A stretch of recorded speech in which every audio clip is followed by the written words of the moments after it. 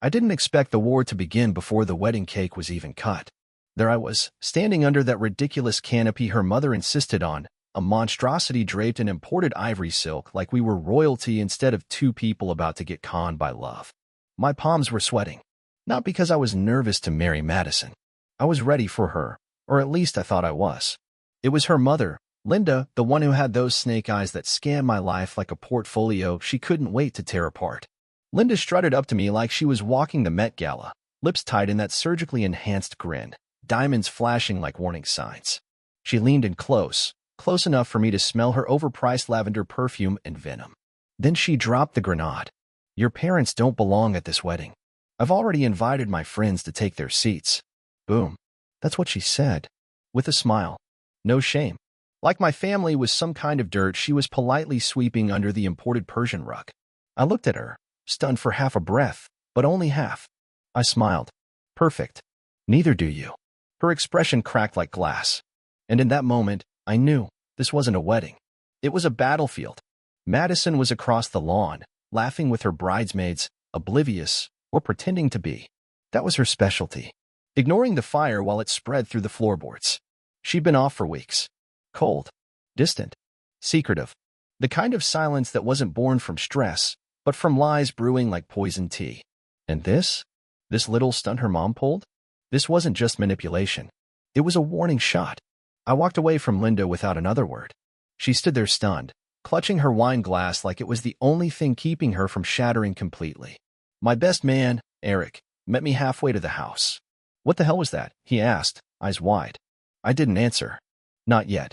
Because something else was boiling beneath the surface, and I had to see it through. The rehearsal dinner was the real start of it all. Eric had pulled me aside that night, his voice low, serious. Man, I don't know how to tell you this, but I think your girl's hiding something. I laughed at first, shook my head, thought he was joking, until he showed me the texts. Screenshots. Madison. Some guy named Tyler. Last night was insane. I can still feel your hands. You make me feel alive. I needed that. Can't wait till next time. We just have to be careful. He can't know. It was like being punched in the lungs. I stared at the screen, numb. My fiancée, the woman who just gave me a monogrammed pocket watch that morning with "Forever Yours" engraved, was sending this to another man. Another man. Days before our wedding. Who the hell is Tyler? I whispered. Eric shrugged. No idea. But I've seen him around her apartment building. I felt my world tilt. All the moments I brushed off, the late night errands, the showering as soon as she got home, the phone face down always, suddenly aligned into one undeniable truth. I was marrying a fraud. But I wasn't going to cause a scene. Not yet. Because now, I had a plan. I didn't sleep that night. While Madison lay beside me, wrapped in silk and secrets, I stared at the ceiling with rage in my veins and betrayal clawing at my gut. Her breathing was steady, soft, like she was proud of herself for fooling me. Like I didn't already know. I got up before dawn, poured myself a whiskey, sat on the back porch while the sun rose on what was supposed to be the happiest day of my life. Instead, I was planning the most brutal truth bomb she'd ever see coming. No screaming. No begging. No public meltdown. Just exposure. Cold. Calm. And surgical. I called Eric. Told him what I wanted him to do. He didn't even hesitate. She deserves it, he said. Both of them do. By the time the sun was high and the guests started pouring in, I had already handed the photographer a flash drive. What was on it would change everything. The vows hadn't even started yet. But the war had.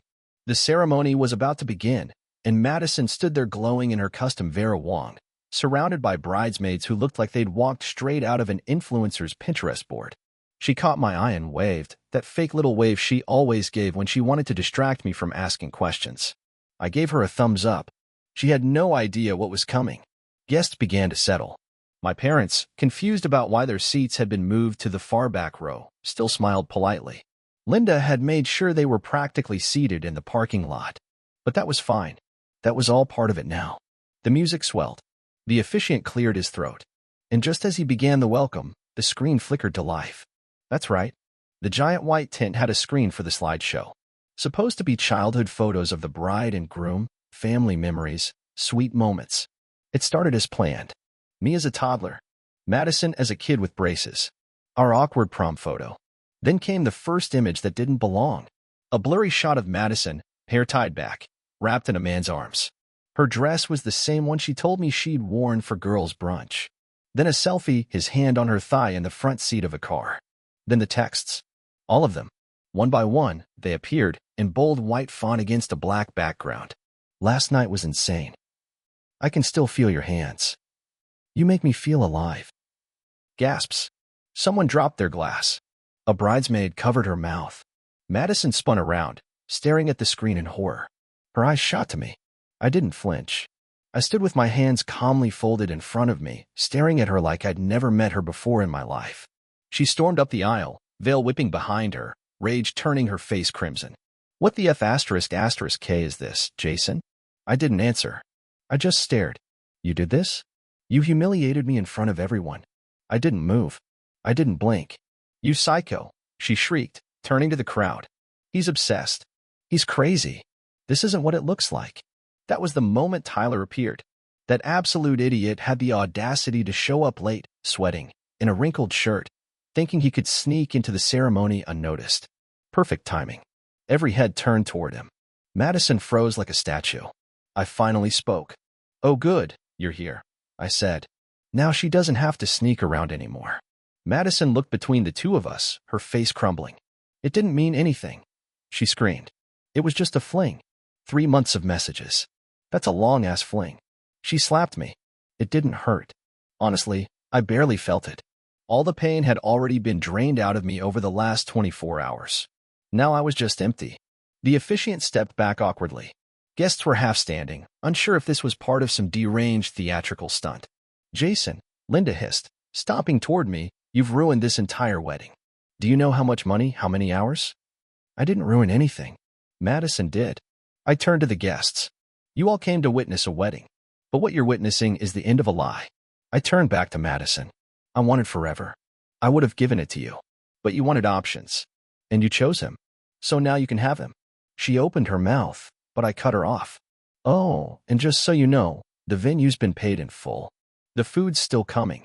There's still an open bar. I suggest you all enjoy the party. The bride and I won't be staying. Then I walked. Straight down the aisle, past stunned faces, out into the sunlight where the smell of roses didn't make me sick anymore. Eric met me at the edge of the lawn. He clapped me on the back. Didn't think you'd really do it, he muttered. Neither did she. Behind me, I heard chaos erupt. Screaming. Shouting. Madison wailing something incoherent. Linda demanding to know who gave me the flash drive. But I didn't look back. I was already free. The hotel suite was quiet when I got there. Too quiet. The kind of silence that feels deliberate, like the world itself is holding its breath, waiting to see what you'll do next. I didn't even sit down. Just dropped the tux jacket onto the floor, loosened my tie, and stared at myself in the mirror. I looked calm. Too calm.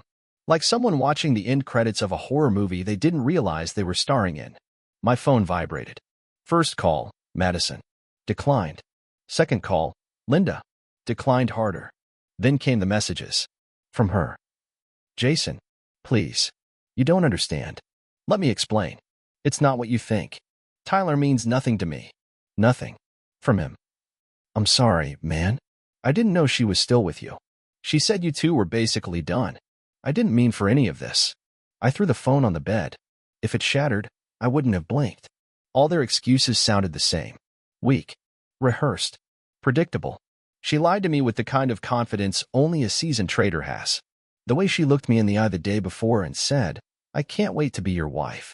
The way she leaned her head on my shoulder like she wasn't already betraying me in someone else's bed. My jaw clenched so hard it hurt. She wasn't just a liar. She was dangerous. The kind of woman who could burn your whole life down and then blame you for buying the gasoline. I didn't sleep. Just stared at the ceiling while the images ran on loop in my mind. The texts, the photos, her eyes when the screen changed, the slap that felt like her final act of desperation. Morning came like a slap of light. I showered, dressed, packed everything, left the suite key on the nightstand. By the time I stepped outside, I already knew where I was going. I didn't tell anyone, not even Eric. I drove to my parents' place 3 hours out, past the noise, past the headlines, past the mess. They didn't ask questions. Just hugged me. My dad poured me coffee, my mom cried quietly while pretending not to, and I finally let the tears come when no one was watching. Not because I missed her, but because I hated that part of me still did. The next few days were blurry. Friends texted, some angry at Madison, some shocked. A few had the nerve to ask if it was staged, like I'd humiliate myself for clout, like the pain was performance. Then came the final knife. Madison posted a statement, a perfectly filtered photo of her in a white robe, holding coffee, smiling peacefully. Caption, sometimes the truth is complicated. I've learned a lot about love and forgiveness this week. Growth isn't always easy, but it's necessary. Thousands of likes, dozens of comments. You're so strong, queen. Don't let the haters bring you down. Men can't handle a real woman. It felt like the whole world was giving her a standing ovation for stabbing me in the back. I stared at the post, heart pounding. That was when I knew this wasn't just betrayal. It was strategy. She wanted sympathy. She wanted to twist the narrative into something digestible, something that painted her as the phoenix rising from the ashes of my pain. I didn't respond. Not publicly. But I kept everything. The texts, the photos, the timestamps, the receipts. Because I wasn't done. Not yet. She wanted war? She had no idea who she married. I reached out to a friend of mine, Mark Jacobs, an attorney with a sharp tongue and an even sharper memory. We went to college together. He was the kind of guy who never forgot a lie someone told him, even if it was 10 years ago in a crowded bar. I told him everything. Laid it all out. Every message, every photo, every disgraceful little detail. He didn't interrupt once. Just kept nodding, scribbling something on a yellow legal pad while sipping espresso like we were discussing a traffic ticket and not the implosion of my entire life. When I was finished, he looked up and said, "You ready to bury her?" That was all it took. Divorce papers were drawn up before she could even get her nails redone. I didn't ask for anything that wasn't mine, but I made damn sure she wasn't getting anything that wasn't hers. No spousal support. No joint accounts. I'd paid for 90% of the wedding, the apartment, the car, hell, even her gym membership where, ironically, she probably met Tyler.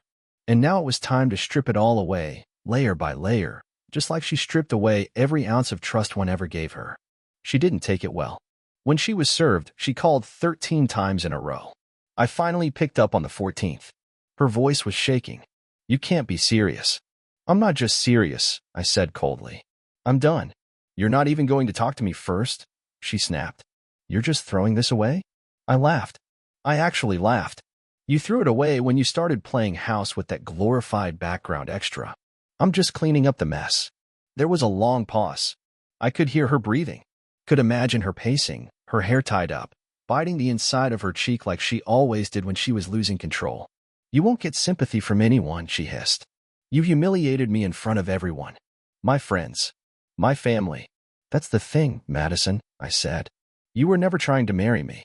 You were trying to replace me." She hung up. Linda tried next. That woman had the audacity to send me an email. Subject, a final appeal. It was 3 paragraphs of passive-aggressive manipulation. She claimed I had overreacted, that passion makes people do irrational things, and that true forgiveness is the sign of a man worth marrying. She ended with, "I'm sure if your parents weren't seated so far back, this all could have been avoided." I didn't respond. I forwarded it to Mark and told him, if she ever contacted me again, to file a restraining order. Then I blocked them both. The truth is, cutting them off felt like sawing off a dead limb. Painful, but necessary to live. I started over slowly. I moved back into my old condo, put Madison's things in a box and left it at her sister's place. Eric came by and helped repaint the walls. We stripped the framed photos, repurposed the furniture, and played Nirvana way too loud. I picked up old hobbies. Started running again. Volunteered on weekends. I wasn't trying to distract myself. I was rebuilding myself. Not the guy she tried to mold into a background character in her story, but me. The man I was before I ever met that black hole in a white dress. Then something happened. One night, around 2 a.m., I got a knock on my door. I knew who it was before I even checked the peephole. She was standing there in sweatpants and an oversized hoodie, mascara smudged, eyes red. The confident, calculating Madison was gone. This woman looked broken. I opened the door, leaned against the frame, didn't say a word. She bit her lip, trembling. "I messed up." "No," I said. "You calculated. You manipulated. You lied. That's not a mistake. That's character." "I didn't love him," she whispered. "It just made me feel powerful." And there it was. The raw, ugly truth. The one thing I knew but hadn't heard out loud until that moment. Power. She wanted control. She didn't want a husband, she wanted a mirror she could admire herself in. You should go, I said. She didn't beg.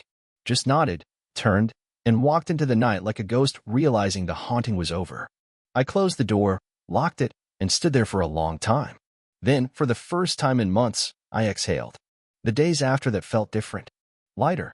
Like I'd taken off a jacket soaked in gasoline and stepped out of a burning building without a single blister. For the first time in a long time, I wasn't waiting for the next betrayal. I wasn't second-guessing text messages or reading silence like a code. I was just living. Eating dinner without checking my phone. Sleeping through the night. Waking up without that pit in my chest. She tried once more. Of course she did. A letter. Handwritten. 8 pages long. Sent by mail, probably to bypass the block. It was chaos on paper. Apologies, accusations, compliments, even a poem. She said she loved me, she missed me, she wanted to start again from zero. She blamed Tyler. She blamed stress. She blamed me. She wrote, "You were too stable." I think I needed drama. I didn't finish reading it. Tore it in half and tossed it in the trash. There wasn't a single sentence in those pages that could glue back what she'd shattered. A month later, she was posting pictures with Tyler again. This time in Tulum. Sunsets and smiles and quotes about healing. I muted her everywhere. Not because I cared, but because it was like watching someone scribble lipstick over a crime scene and call it art. Meanwhile, I rebuilt. I started seeing people again slowly. Carefully. Guard up, but not locked. I wasn't hunting for revenge or looking to replace her. I was just reminding myself that there were women who didn't see love as leverage. Women who spoke honestly and didn't smile while they stabbed. It wasn't easy. The betrayal lingered like a bruise under the skin. Sometimes I'd hear a phrase or a laugh or see a red dress in a crowd, and I'd feel my chest tighten. But it passed. Each time, it passed quicker. One night, I met someone. Emily. She wasn't flashy. No designer bags, no obsession with status, no fake laughs at bad jokes. Just real. Present. Honest. I didn't tell her everything at first. How could I? The wound was still fresh, and dragging her into the aftermath felt unfair. But she was patient. Gentle. And when I finally told her what happened, every messy, humiliating detail, she didn't flinch. She just said, "I'm glad you walked away." That takes guts. It hit me harder than I expected. Because no one had said that before. Not even me. Months passed. One morning, I got a wedding invite in the mail. Madison and Tyler. I actually laughed when I saw it. Not a bitter laugh. Just a real one. Because of course she'd spin the story, reframe herself as the phoenix who rose from the ashes of the man who just didn't understand her. The invite went straight into the shredder. I wasn't angry. I wasn't even curious. Because I'd already won. Not by humiliating her. Not by walking out. But by not going back. By choosing peace over chaos. By becoming a man who could look in the mirror and not see shame, only scars. Scars that told a story, yes. But also proved I'd healed. Looking back, I realized Madison and her mother were two faces of the same disease, control wrapped in charm. One tried to replace my family, the other tried to replace me. They failed. And if there's anything I'd tell the next man standing where I once stood, it's this. Don't beg for respect. Don't argue with a lie. And when you see the truth, no matter how ugly, walk. And never look back.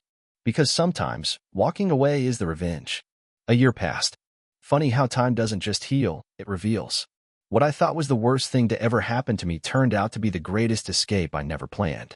I saw it all more clearly with each passing month. Not just Madison and what she did, but me, the version of myself I'd allowed to shrink so she could shine. I'd been bending, constantly bending, to make her feel bigger. Canceling dinners with my parents because she wasn't in the mood. Pretending her coldness was just stress. Ignoring that every time she smiled in public, it cost me something in private. I was giving pieces of myself away, quietly, daily, until I had nothing left but a ring and a future filled with lies. But now, I was whole again. Emily was still around. She didn't push. She didn't try to fix me. She just existed beside me, and somehow that was enough. We cooked together. Laughed about dumb things. Argued sometimes, sure, but it wasn't war.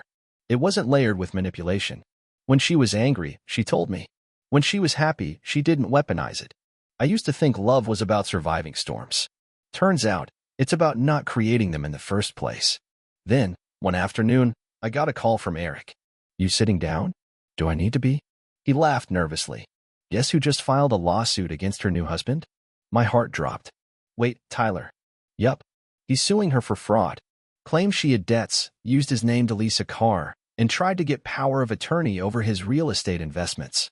I couldn't help it. I laughed. Not because it was funny, but because it was inevitable. The same chaos she once brewed in my life had found a new home. I hung up and stared at the ceiling for a while, letting the irony settle in. Madison hadn't changed. She'd just moved the battlefield.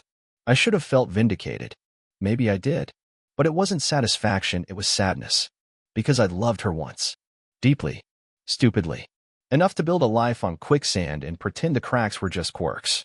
Now someone else was sinking, and the storm she carried was still alive. That's when it hit me. I didn't need to prove I was right. I was right. And I didn't need closure from her. The moment I walked out of that wedding, the moment I chose truth over illusion, that was the closure. Everything after that had just been noise. One night, I stood in front of the mirror again. No tuxedo this time. Just me. Clean. Quiet. Calm. And in the silence, I realized something. I was never afraid of being alone. I was afraid of being invisible inside a relationship, of loving someone who didn't know how to love me back. But now I knew better. I knew what love didn't look like. And sometimes, that's all you need to find what it does. It happened quietly.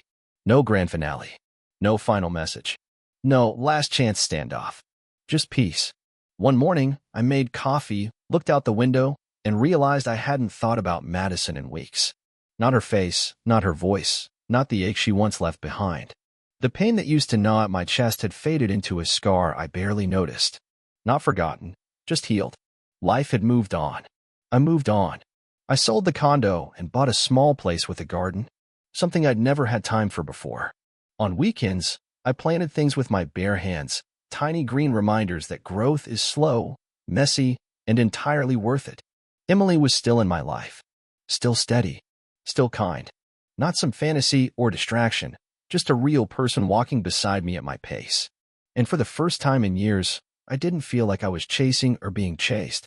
We weren't building something to post online. We were just living. Some nights, I'd lie in bed, listening to the quiet hum of the world outside, and think about everything that happened. The betrayal. The humiliation. The explosion of a future I once clung to like a lifeline.